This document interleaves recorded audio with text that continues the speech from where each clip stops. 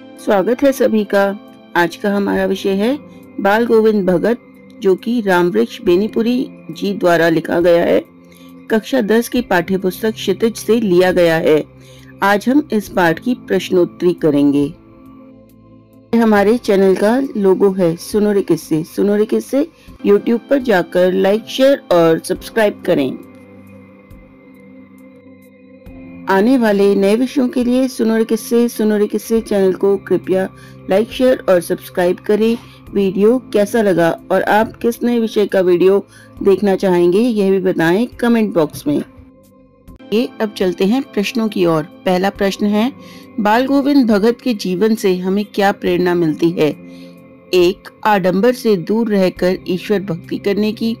2. कृषि आधारित जीवन व्यतीत करने की। 3. सामाजिक रूढ़ियों का समर्थन करने की। 4.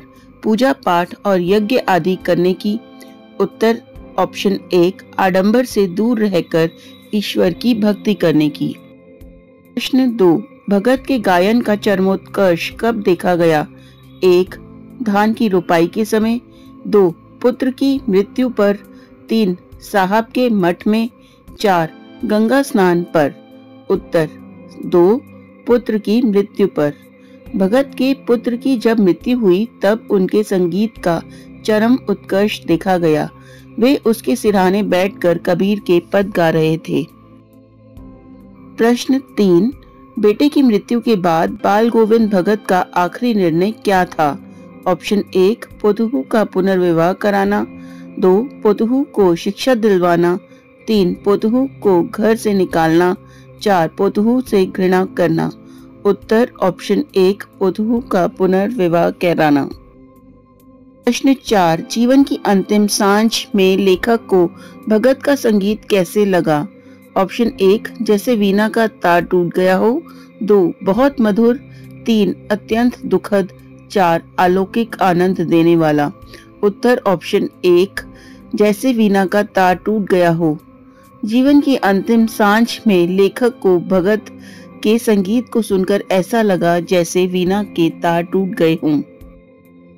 प्रश्न 5, भगत जी का कौन सा गीत लोगों को चौंकाता था? पहला, मुको कहाँ ढूंढे बंदे। दूसरा, संतो भाई आई ज्ञान की आंधी। तीसरा, गोदी में पियवा चमक उठे सकिया। चौथा, राम मोही तारी कहाँ ले जयो।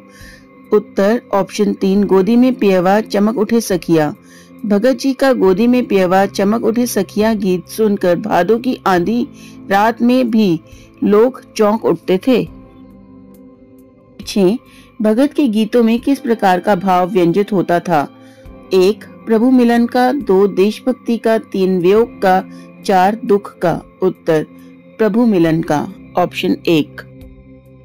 7, लेखक रामवृक्ष बेनीपुरी जी बाल गोविंद भगत की किस विशेषता पर अधिक मुग्ध थे? पहला, पहनावे पर। दूसरा, व्यवहार पर। तीसरा, मधुर गान पर। चौथा, कार्य कुशलता पर। उत्तर ऑप्शन 3, मधुर गान पर। प्रश्न 8, बाल गोविंद भगत की आयु? ऑप्शन 1, 50 के करीब थी। ऑप्शन 2, 60 के करीब थी। ऑप्शन 3, 70 के करीब थी। ऑप्शन 4, 80 के करीब थी। उत्तर ऑप्शन 2, 60 के करीब थी। प्रश्न 9, बाल गोविंद भगत प्रभाती गाना कब शुरू करते थे? ऑप्शन 1, कार्तिक मास में। 2, अघन मास में। 3, पूस मास में। 4, माघ मास में। उत्तर ऑप्शन 1, कार्तिक मास में। प्रश्न 10, बाल गोविंद भगत साधु की सभी परिभाषाओं पर किन गुणों के कारण खरे उतरते थे? मधुर गायन, खेतीबाड़ी करना, गांधीवादी दर्शन, सारा समय पूजा पाठ में बिताना।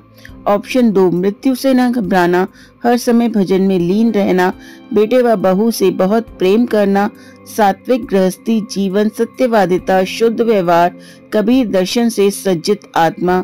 ऑप्शन 4, आस्तिकता, समाज सेवा, प्रतिदिन मंदिर जाना, रास्ते में जो भी मिले उसे उपदेश देना।